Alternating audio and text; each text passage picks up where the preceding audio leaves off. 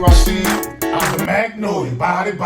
You know what I'm saying? Yeah. You know what I'm saying? Real first blood cousin to see Murder, Master P, true representative, no limit representative from the day one he was there. So When he's so wild willing, you understand what I'm saying? Magnolia, and he's so St. Thomas. Y'all know that. This is a guy who spent a lot of time, you know, in both projects too, and respecting in both projects, as well as we are, I guess, you know, in the Magnolia and the Calio. You dig? Right. So we really brought him on here today to talk about, because me and my brother spoke on it a few times about No Limit and Cash Money beef. Was it really beef between No Limit and Cash Money? And we get asked that a lot in all of our interviews. You know, was it really beef? You know, was it? You know, and we laugh about the shit. All right. We laugh about it. We laugh about it. So since we got you here, bro, you ran with both of them. You know the camps. You from the Magnolia. You grew up with Gangster.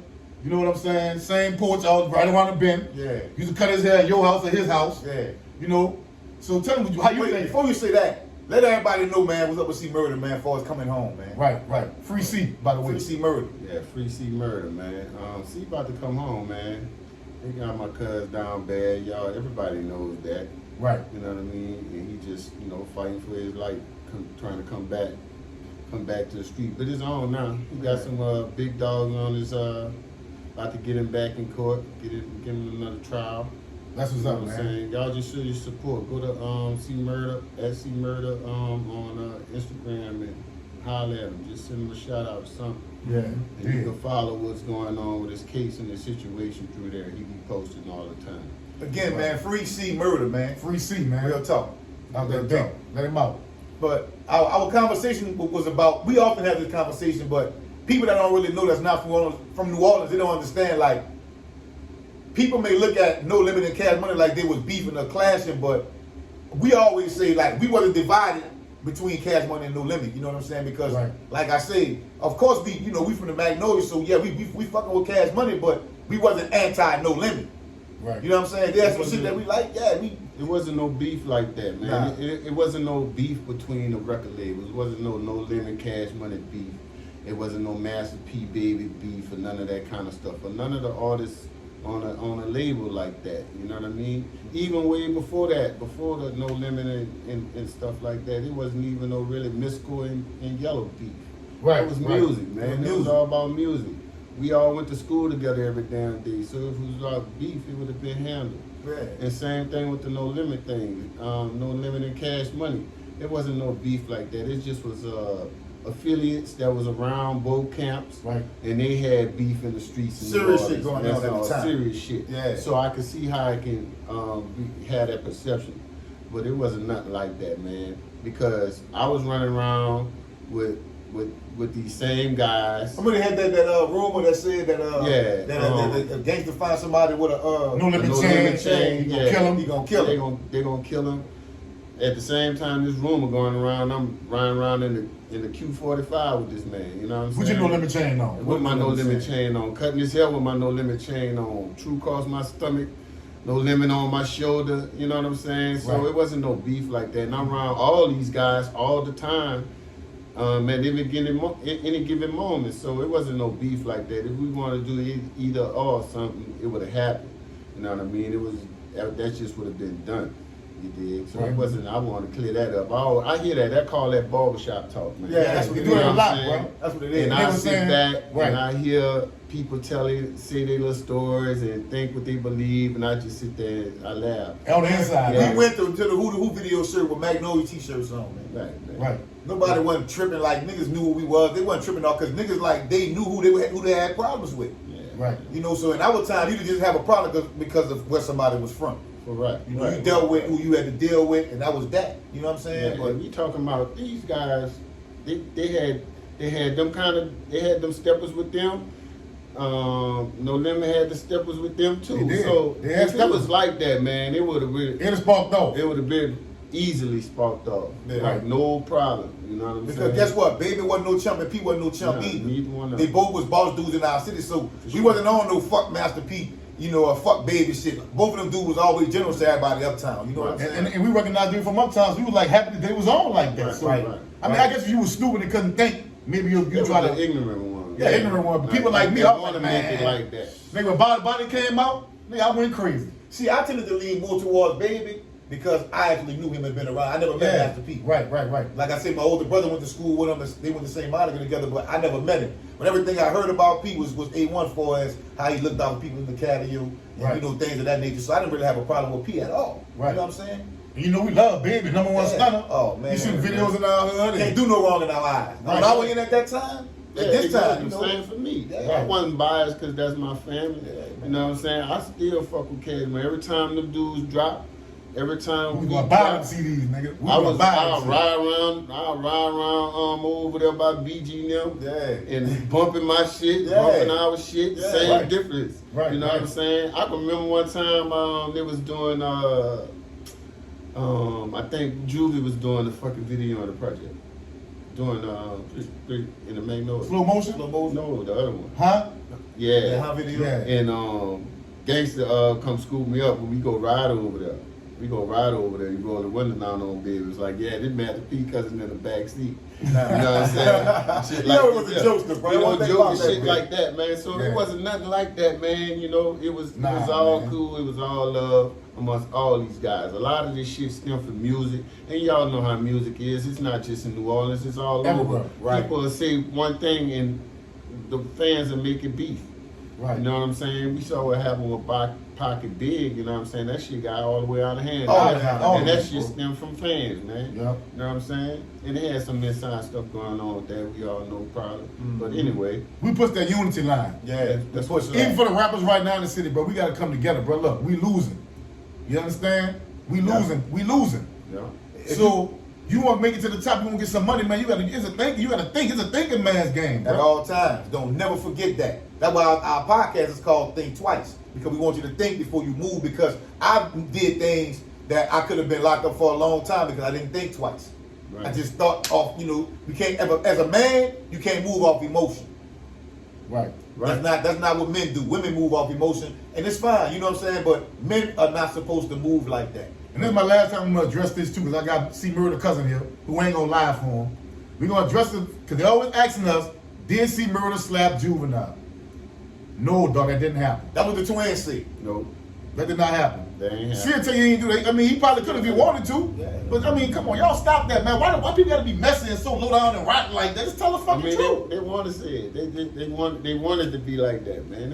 If he would have slapped him, it would have been this wouldn't be a discussion. Right. Because something would have happened. Something would have happened. That's simple, man. Man, if he would have slapped him and nobody from the Magnolia did something, one of the other Cali would have did something. Yeah, exactly. Just for the hell of it. Just for the hell of it. That's how them niggas was. That's how they is. And they had niggas out the Magnolia who nobody don't even know. You don't know their names right now. Be waiting for shit like that happen so they can get themselves a name. Get themselves a name. Well, I'm gonna show them. I can't wait. Let them do But it. listen, Uptown is not no different than nowhere else, bro. Right, it's no different. Come on, man. Anywhere else you at, some shit pop off like that, niggas just disrespect. You know what I'm saying? Juve ain't soft. No, he ain't let niggas just smack him like no that. nigga just smack him. Yeah. And I ain't saying he the hardest nigga, but he ain't gonna smack dude, bro. He gonna smack. Nobody be around him was like that. Reds, Twine, the other Reds, anybody Kirby, anybody that was Rusty, anybody that was ever around him. Somebody else probably. Nah. Yeah. All them niggas right there, they gonna go. They gonna go. Even bro. like they talk about the time when Pete rolled up on Baby. I don't know who we was at. We was either at the Social Wars, Rammies, and some shit.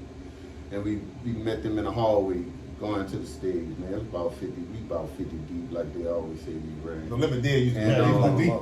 He just rolled up on, it was just simple shit. It was just about the subliminals, and it wasn't nothing tough. It was just like, look, man, y'all keep our name out y'all mouth. Keep moving, man. We can make money together. Just go ahead. Right. Get yours, we I'm go get this mine. way. Right. You know what I'm saying? Just leave that street shit. Leave New Orleans street shit, New Orleans street stuff. Yeah, That's right. basically what it was. Telling them bring that stuff into this music business, man. You know what I'm saying? Right. And then the damn glad both of the brothers were successful. They Yeah. both was the two most successful music artists, music moguls from New Orleans, from Louisiana. You know what I'm saying? We can get that shit again, y'all. New Orleans, we need to get it back. Look, without even getting into depth about that, bro, I want the people to remember like Soulja Slim was signed to No Limit. Right. See, Murder used to be in the Magnolia, bro. Right. Yeah. Slim used My to be grandma in the stayed right by Calio. Popeyes. She was there every day since kids. We seen all him the one day. time. And his security by himself, he had no security, nothing with it. Now, normally, he have all I the niggas still with stayed there. him. Yeah, you So, had to come get me. so Slim used to go on the Calio, man, Double Cross and Lager Black, Trinity, all the Yeah, DBs sometimes. sometimes, He yeah. be in the Calio, man. Yeah. Slim, So- Slim and C was Like this, People like I don't give a fuck.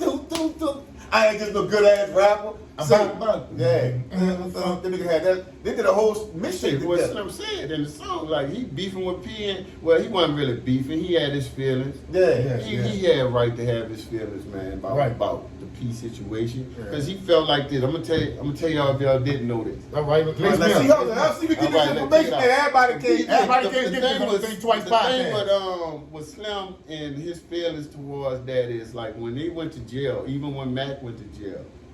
He was so big to they felt like Janet Cochran supposed to show up.